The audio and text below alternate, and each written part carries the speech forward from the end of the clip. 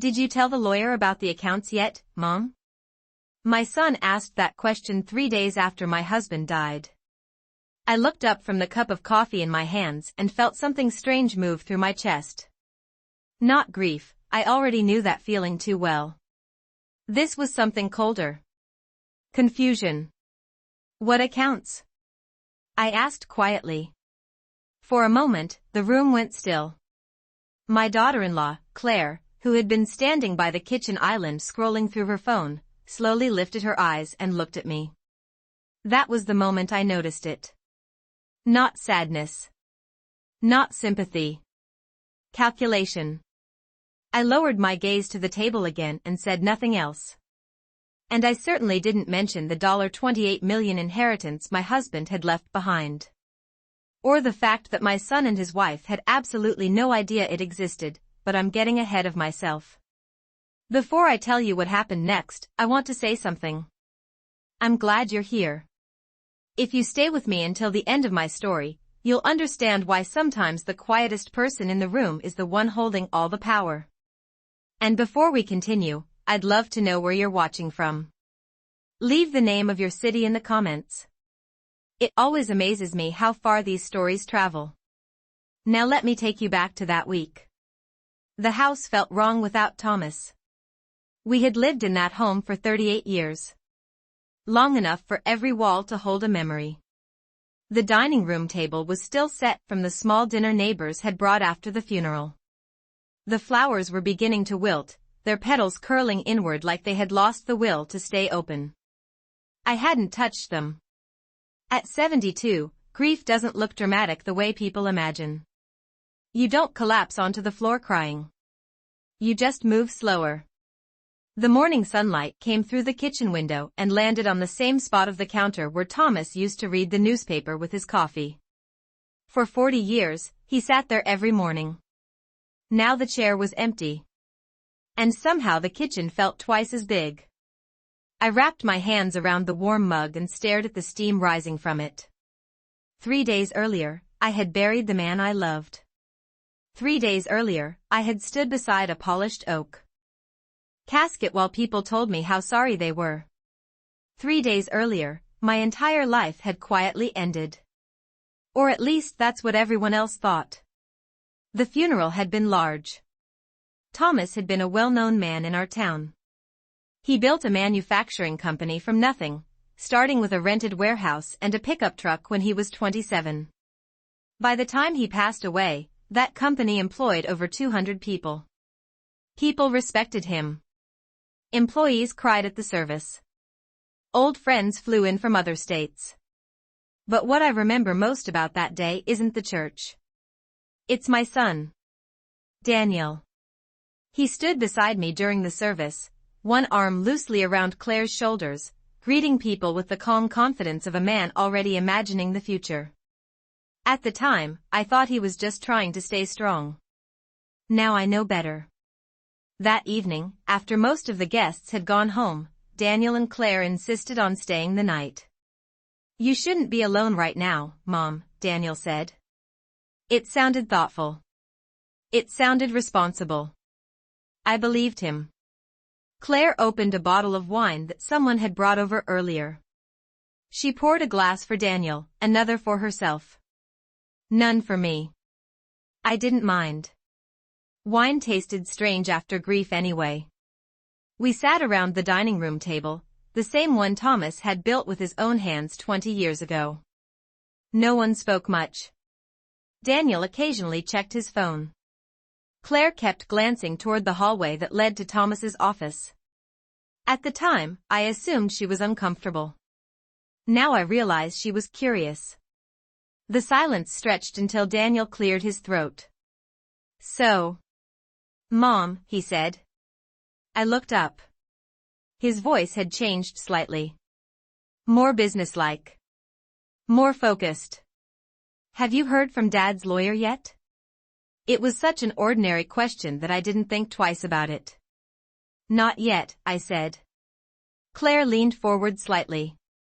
What about the accounts, she asked. That was when Daniel asked the question.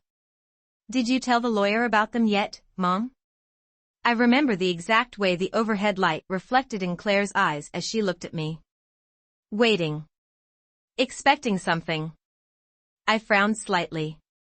What accounts? I asked. Daniel blinked. You know.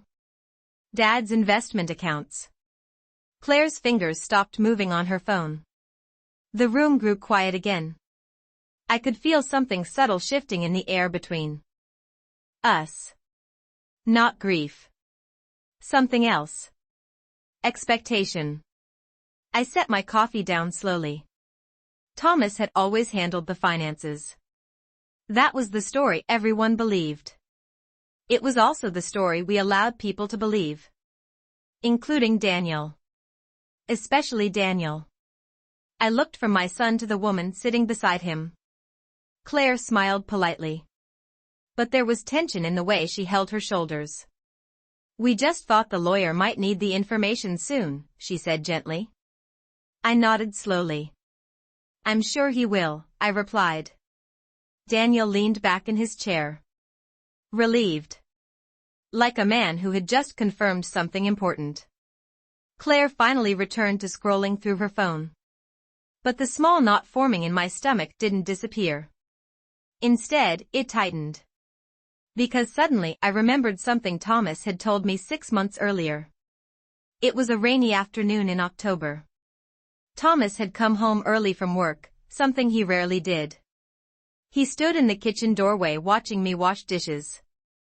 Margaret, he said. That was my name. Margaret Ellis. 72 years old. Widow. Mother. And, as I would soon discover, the only person in that house who knew the truth about what my husband had left behind. I turned off the water and dried my hands. What is it? I asked. Thomas looked tired that day. Not physically. Emotionally. Do you trust Daniel? He asked quietly. The question surprised me. Of course I do, I said. Thomas nodded slowly. But he didn't look convinced. After a long pause, he said something that stayed with me. Just promise me one thing. What? If anything ever happens to me, don't tell anyone everything right away. I laughed softly back then. You're not going anywhere, I said. Thomas didn't laugh. He simply reached into his jacket and placed a sealed envelope on the table. Just promise me, he said. I promised. At the time, I didn't realize that promise would become the most important decision of my life. 3 days after Thomas's funeral, sitting at that kitchen table with my son and his wife, I suddenly understood why he had asked me to make that promise. Daniel thought the accounts belonged to his father. Claire thought they were waiting for the lawyer to confirm the inheritance. Neither of them realized something very important. The accounts had never belonged to Thomas. They belonged to me. All of them. The companies. The investments. The trusts. Everything. And together, they were worth just over $28 million, but I didn't say any of that. Instead, I simply picked up my coffee again and took a slow sip. Then I looked at my son and smiled gently. I'm sure the lawyer will explain everything soon, I said. Daniel nodded. Satisfied. Claire smiled too. But something in her eyes told me she believed the same thing my son did. That once the paperwork was finished, everything would belong to them. And that was the moment I decided something very important. I would not correct them. Not yet. Because sometimes the truth is most powerful when you let people reveal who they really are first. And I had a feeling my son and his wife were about to show me exactly who they were. After Daniel and Claire left that night, the house became silent again.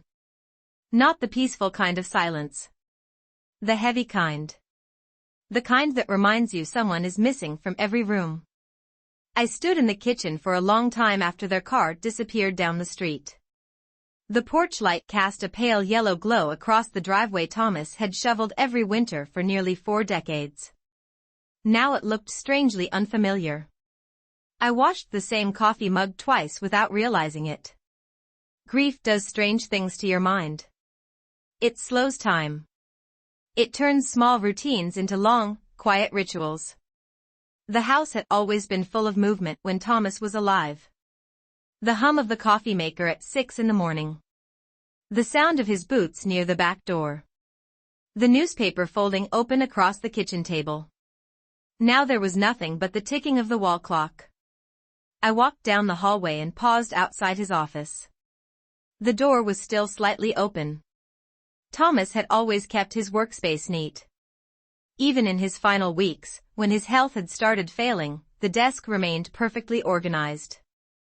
Ledgers stacked in clean rows. A framed photo of our wedding day. And the old leather chair he refused to replace. I stepped inside slowly.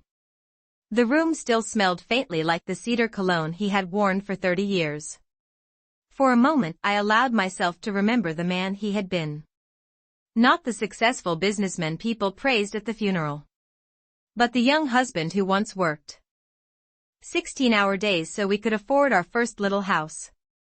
The father who taught Daniel how to ride a bicycle in the driveway. The man who used to say, "Everything I'm building is for our family." And for many years, I believed that was still true. But the past few years had been different. After Daniel married Claire, something slowly shifted. Our son visited less often. Family dinners became rare. Phone calls became shorter. At first I blamed work. Daniel had joined the company when he was 32, and Thomas had been proud to bring him into the business. But Claire had always looked at the company a little differently. Not as something Thomas built, but as something waiting to be inherited. I noticed the way she asked quiet questions about finances during holidays. Questions about shares. About property. About retirement. Thomas noticed it too. He never said much out loud. But sometimes, late at night, he would sit at the kitchen table staring at the company reports longer than usual. One evening he said something that puzzled me at the time. "Money changes people faster than anything else," he murmured. I didn't understand what he meant then. But standing in his office now, looking at the files neatly arranged across his desk, I realized something unsettling. Thomas had seen this coming. And he had prepared for it long before any of us realized. 3 nights later, Daniel called. "Mom, Claire and I are coming by for dinner tomorrow," he said. "We thought you shouldn't be alone." His voice sounded warm. Caring. But something about the way he said it felt rehearsed. "Of course," I replied. The next afternoon I cooked the same meal Thomas used to love. Pot roast with carrots and potatoes, slow-cooked the way my mother taught me. The smell filled the kitchen by late afternoon, warm and familiar. For a moment, it almost felt like life was normal again. At 6 o'clock sharp, Daniel's car pulled into the driveway. I watched through the window as he stepped out, straightening his jacket before opening Claire's door for her.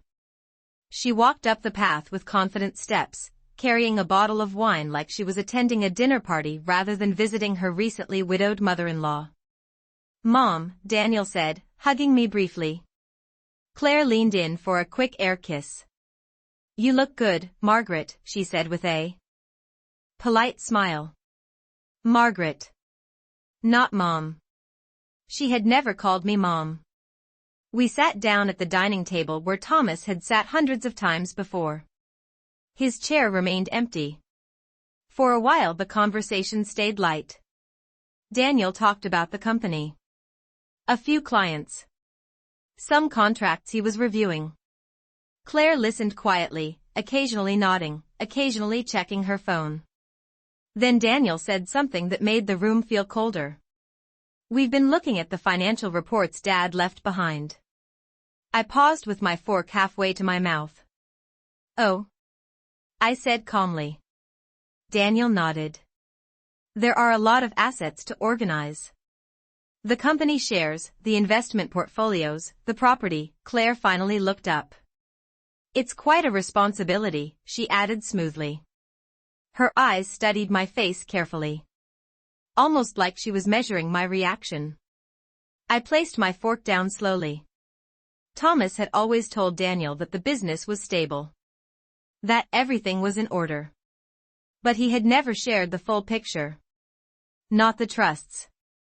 Not the offshore accounts. Not the long-term investments.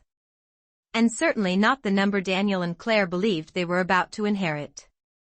Daniel leaned forward slightly. We should probably meet with the lawyer this week, he said. Just to make sure everything transfers smoothly. Transfers. The word hung in the air between us. Claire gave a small smile. Yes, she said softly. It's important to handle these things quickly. I looked at both of them. My son. And the woman who had quietly shaped the way he now looked at the world. They both seemed so confident. So certain of what the future would bring. And that was when I realized something. They weren't grieving Thomas. They were waiting for him to finish dying on paper. The rest of that dinner felt strangely formal. Like we were strangers sharing a table instead of family. Daniel kept talking about the company, numbers, production schedules, new contracts that needed approval. Claire nodded along, occasionally adding small comments about future planning and long-term stability. Not once did either of them mention Thomas. Not once did they talk about the man we had buried only days earlier. I finished my meal quietly and began clearing the plates.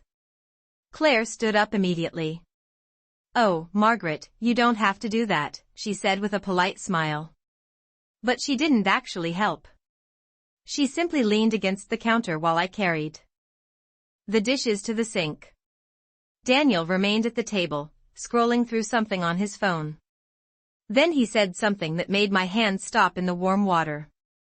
Mom, have you thought about the house yet? I turned slightly. The house? I asked. Daniel nodded. It's just, this place is pretty big for one person.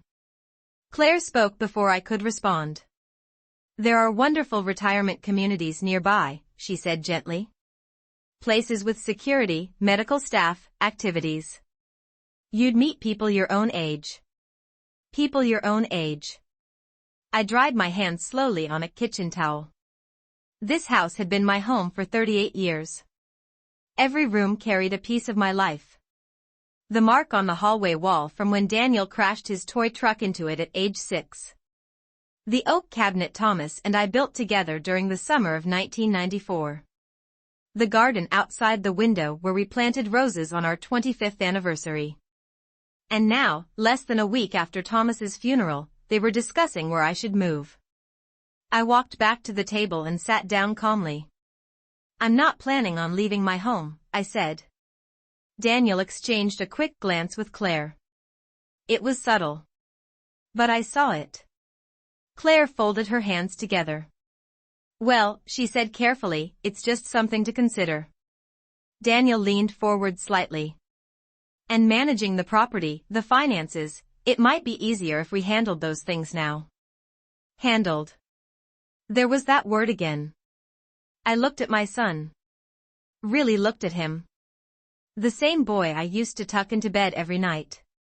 The same child who once cried for an hour when his goldfish died. Now he was sitting across from me discussing my future like a business arrangement. And suddenly I remembered another conversation with Thomas. One that happened only 2 weeks before he passed. He had been sitting in his office, reviewing documents late at night. I asked if everything was all right. Thomas looked up and said something quietly. Daniel is a good man, he said. Then he paused. But sometimes good men listen to the wrong voices.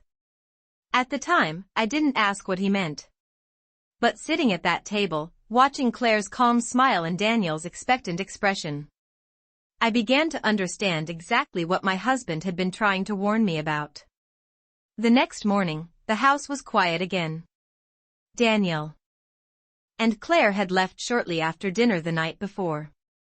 Their car disappeared down the street without another word about retirement homes or handling the finances. But their conversation stayed with me.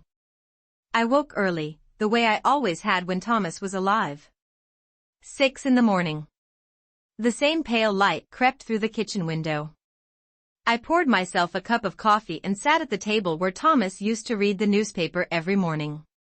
His chair was still empty. I stared at it for a long time. Then the phone rang. The sound echoed through the quiet house. I reached for the receiver. "Mrs. Ellis," a calm voice said. "Yes. This is Michael Turner. Your husband's attorney." I straightened slightly in my chair. Michael had worked with Thomas for nearly 20 years. He handled the company's legal matters, the investments, and most of the estate planning. "I'm very sorry for your loss," he continued. "Thank you," I said softly. There was a brief pause before he spoke again. "I was hoping you could come by my office today. There are a few things regarding Thomas's estate that we should discuss privately." Privately. The word stood out immediately. "Of course," I said. "Would 2 o'clock work for you?" "Yes."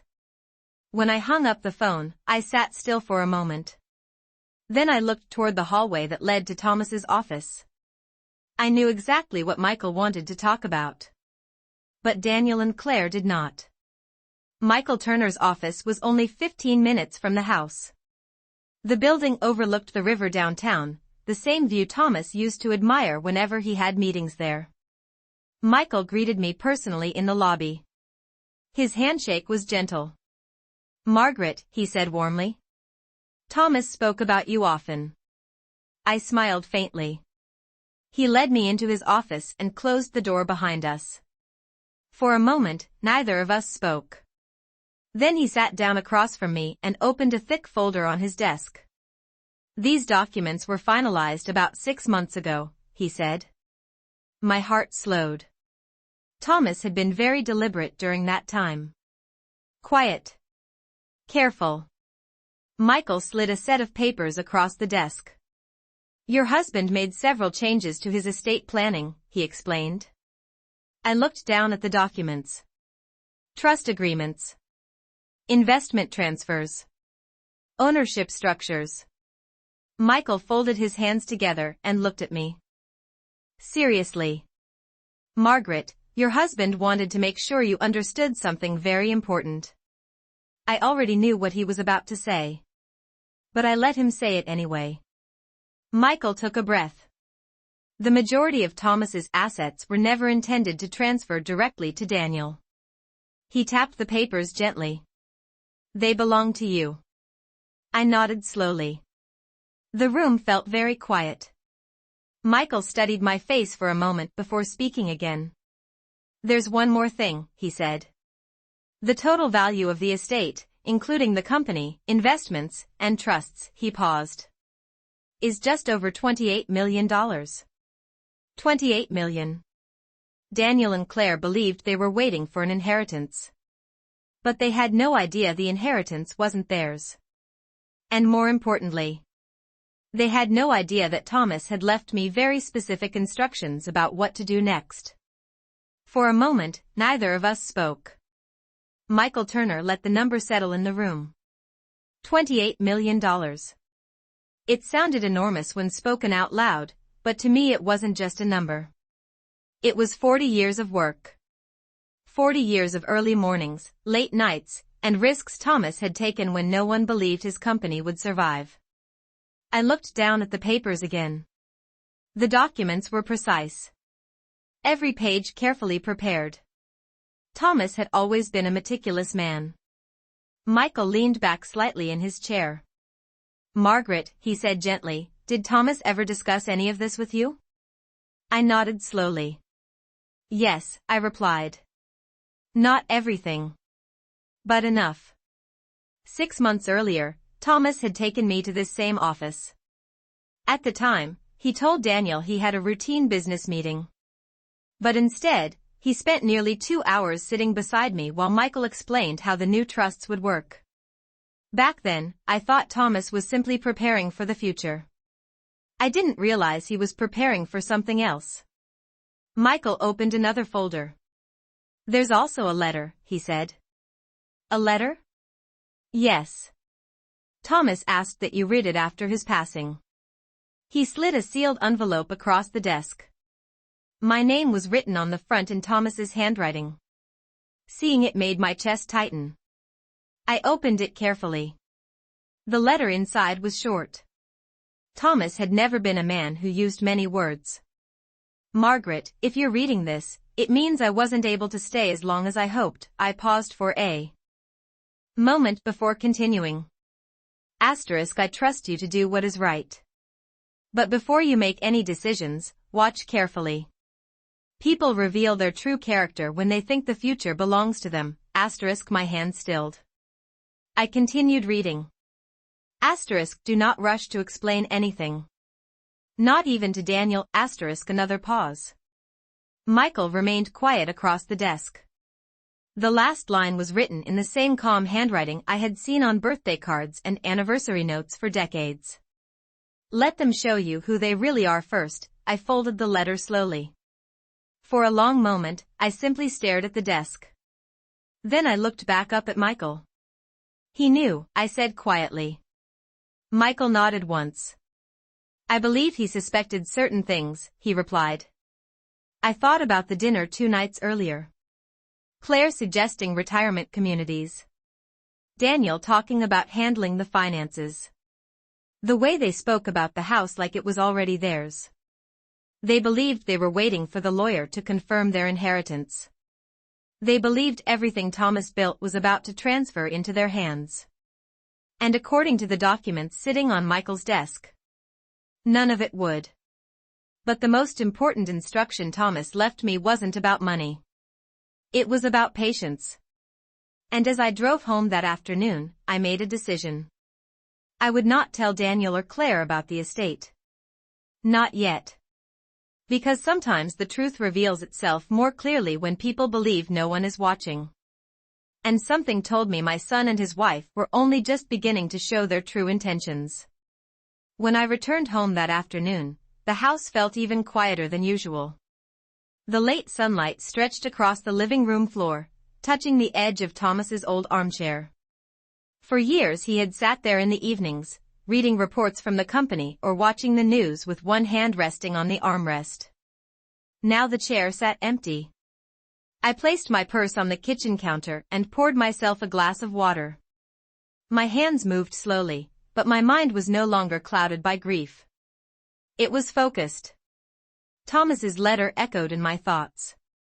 Watch carefully, let them show you who they really are. 2 days passed before Daniel called again. Mom, he said, his voice friendly, Claire and I were thinking of stopping by tomorrow. There are a few things we should probably go over. Of course, I replied calmly. The next afternoon they arrived earlier than usual. Daniel walked in carrying a folder.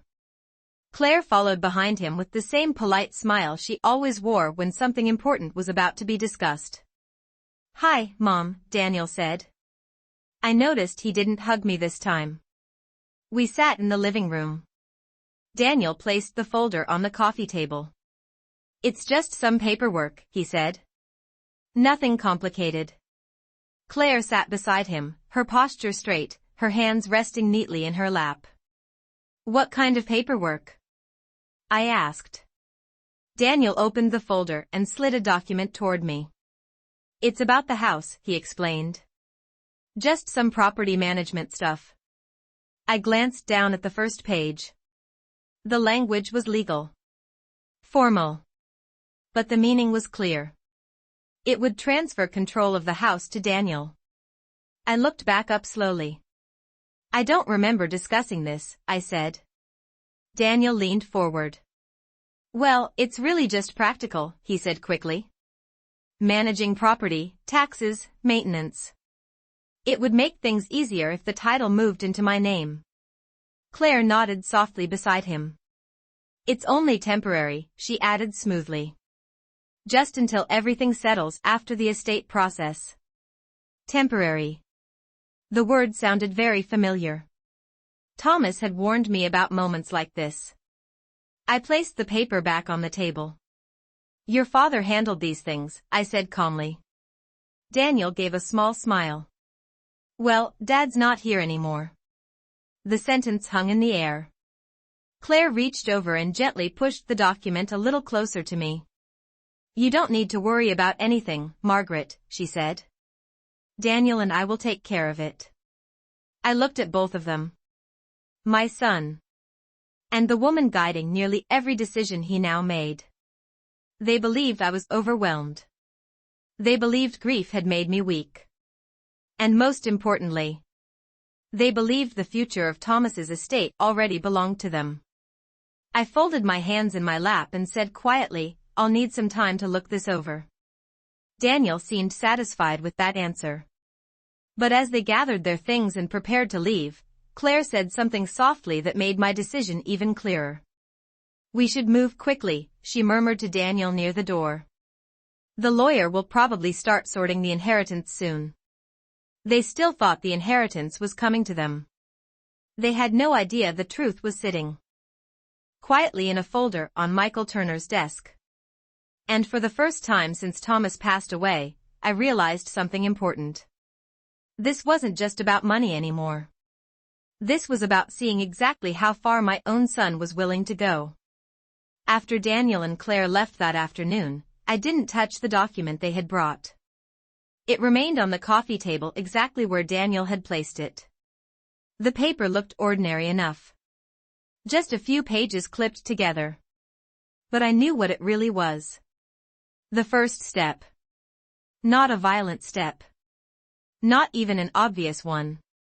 Just a quiet transfer of control. I sat in Thomas's armchair and stared at the document for a long time. Outside, the wind moved gently through the trees in the yard. The same trees Daniel used to climb when he was a boy. Back then, he would run into the house with scraped knees and grass stains on his clothes. Mom, don't tell Dad, he used to whisper. And I never did. I protected him. I believed that was what mothers were supposed to do. But sitting there now, watching the afternoon light fade across the living room floor, I realized something difficult. The boy I raised and the man sitting across from me yesterday were not the same person anymore. Somewhere along the way, things had changed. And Claire had been standing beside him for every one of those changes. The next morning, I finally picked up the document. I read every line carefully. The language was clever. It didn't say Daniel owned the house. Not yet. But it would give him complete authority to make decisions about it. Selling it. Refinancing it. Transferring ownership later. It was written in a way that looked responsible. Practical. Even helpful. But underneath the polite wording, the intention was clear. If I signed that paper, the house Thomas and I built together would slowly stop being mine. I placed the document back on the table.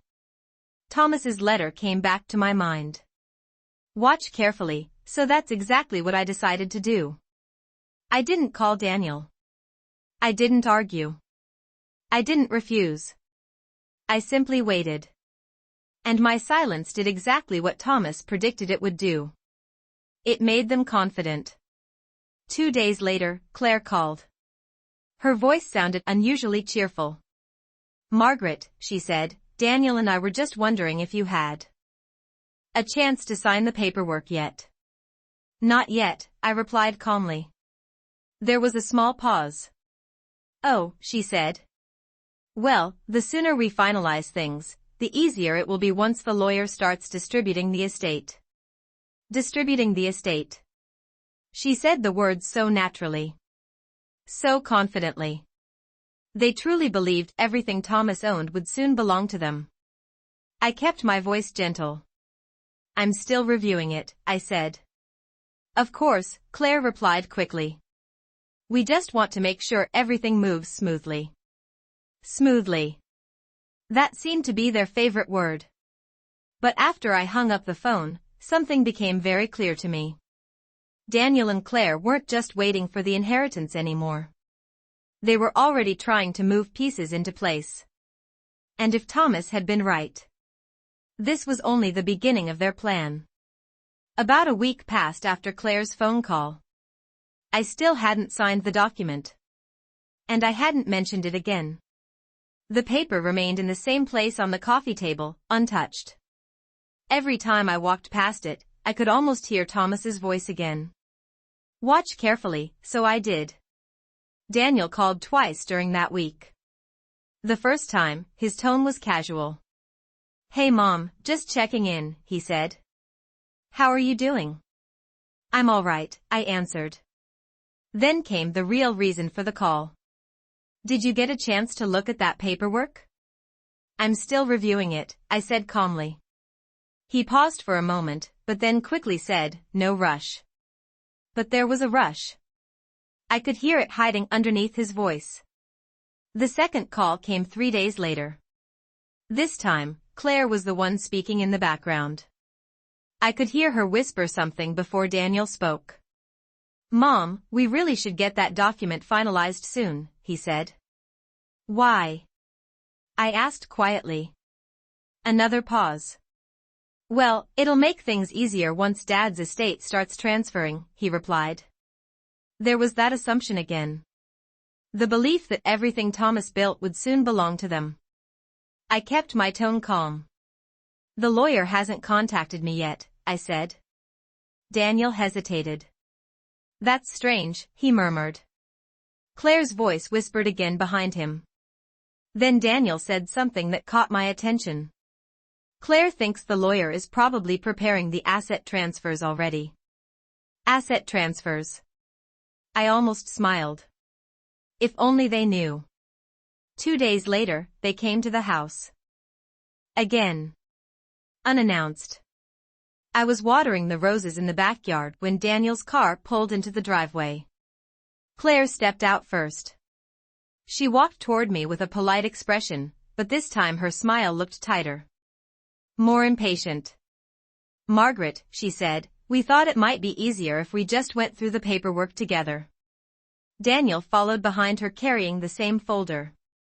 He placed it on the patio table. Mom, he said gently, we're just trying to help. I wiped my hands on a towel and looked at the papers again. The same neat legal language. The same quiet attempt to take control. Claire folded her arms lightly. You know, she said, her voice still soft but noticeably firmer, once the estate process begins, everything will start moving very quickly. She looked directly at me. And we'll need to be ready. Ready. Daniel nodded beside her. They were growing impatient now. Their plan had started. And they believed the inheritance was only a matter of time. But as I looked at the two of them standing there in my garden, something inside me became perfectly clear. They weren't just preparing for the future anymore. They were already dividing it. And neither of them had any idea that the future they were planning for was never going to belong to them at all. 3 days after Daniel and Claire showed up in the garden, I received another phone call. This time it was Michael Turner again. Margaret, he said, we're ready to schedule the formal reading of Thomas's estate documents. I leaned slightly against the kitchen counter as I listened. When would that be? I asked. This Friday afternoon, he replied. I've already informed Daniel. He'll be attending as well.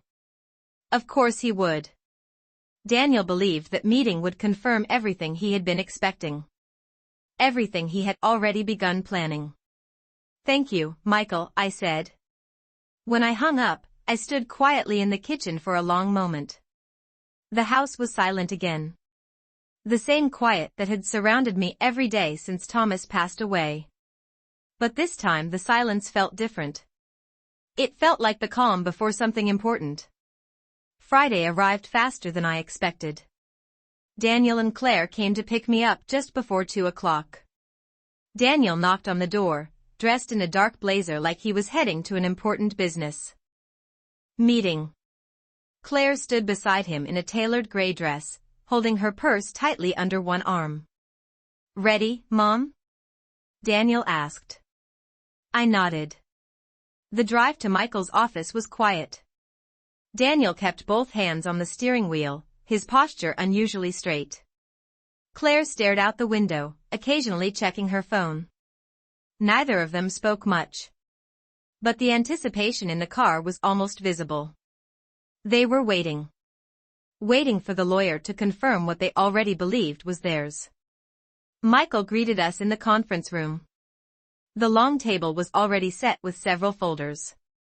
Daniel walked in confidently. Claire followed, sitting close beside him. I took the chair across from them. Michael sat at the head of the table. He opened one of the folders slowly. Thank you all for coming, he said calmly. Daniel leaned forward slightly. Claire folded her hands neatly together. Michael adjusted his glasses. As you know, Thomas Ellis updated his estate plan several months before his passing. Daniel nodded. Yes, he mentioned that, he said. Michael glanced down at the documents. The purpose of today's meeting is to clarify how Thomas's assets will be distributed. The room grew very quiet. Claire's eyes shifted briefly toward Daniel. Daniel's fingers tapped once on the table. Then Michael continued. The estate includes several major assets, the manufacturing company, multiple investment portfolios, and various real estate holdings.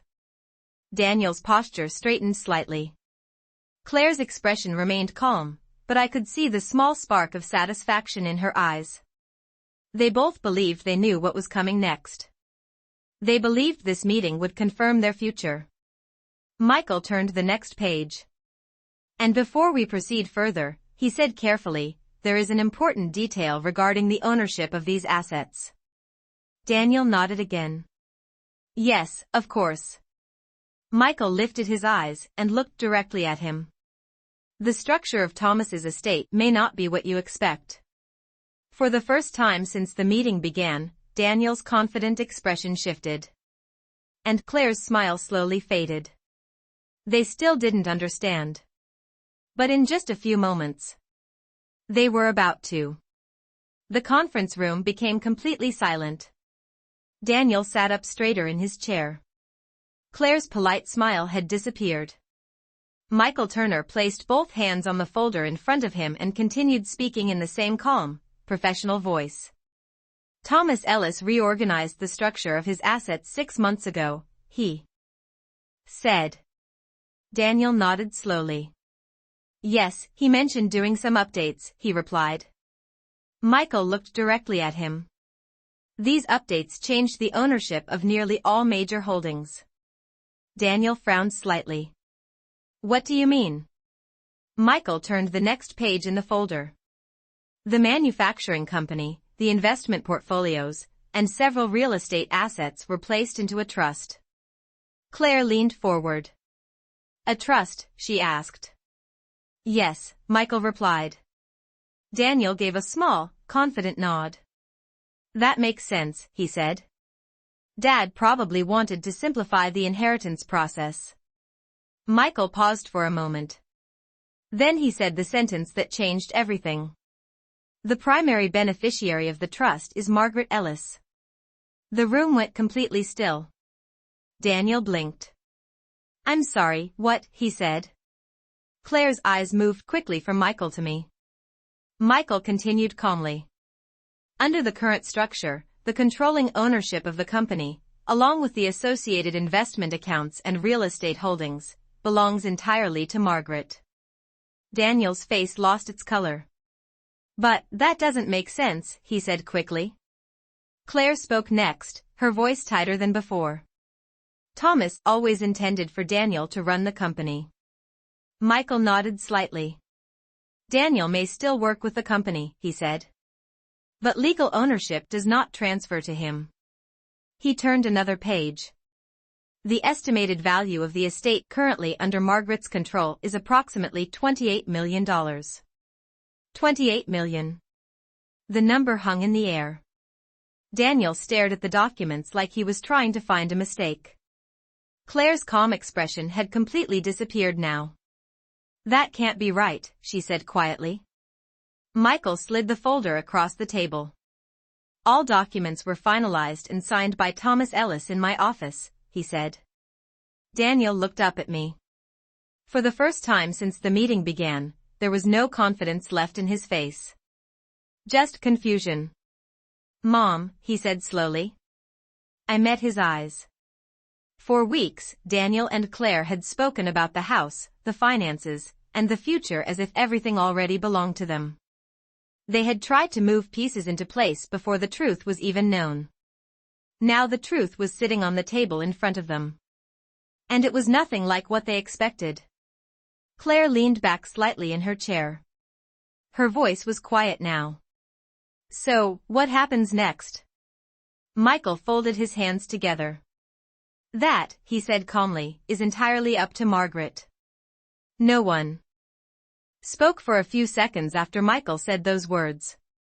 That is entirely up to Margaret. Daniel looked at me like he was seeing me for the first time. Not just as his mother, but as the person who now held the future he had already begun planning for. Claire sat very still beside him. Her hands were folded together so tightly that the knuckles had turned pale. Mom, Daniel said quietly. I didn't know. I believed him. Daniel truly hadn't known. But that didn't erase the conversations. The paperwork. The quiet plans about the house. I folded Thomas's letter in my purse and stood up slowly.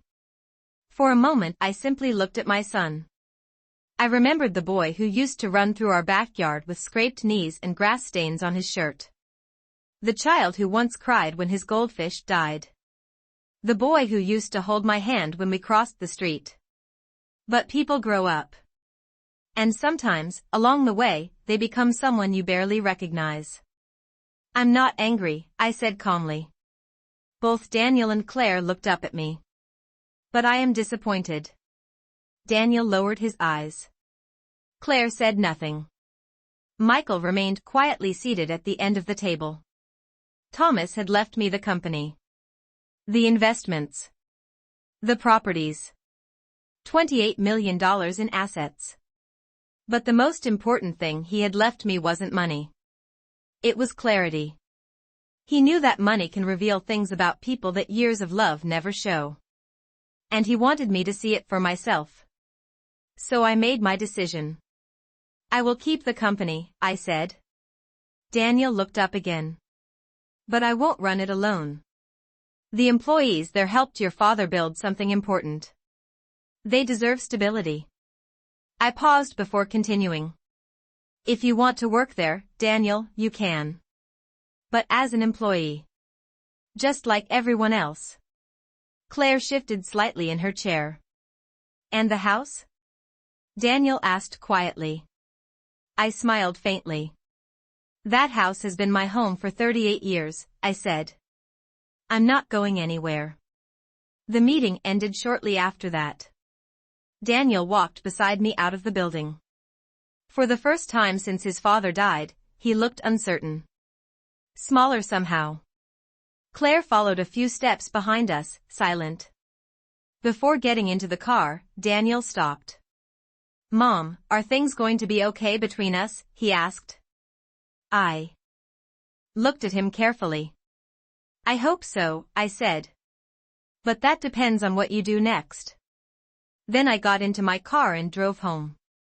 When I stepped inside the house, the late afternoon light was falling across the living room floor, just like it always had. Thomas's chair was still by the window. I sat down in it and looked out at the garden we planted together years ago. For the first time since the funeral, the house didn't feel empty. It felt steady. Thomas had trusted me to see the truth. And now I had. Sometimes the greatest inheritance someone leaves behind isn't money. It's the chance to finally see the people around you exactly as they are.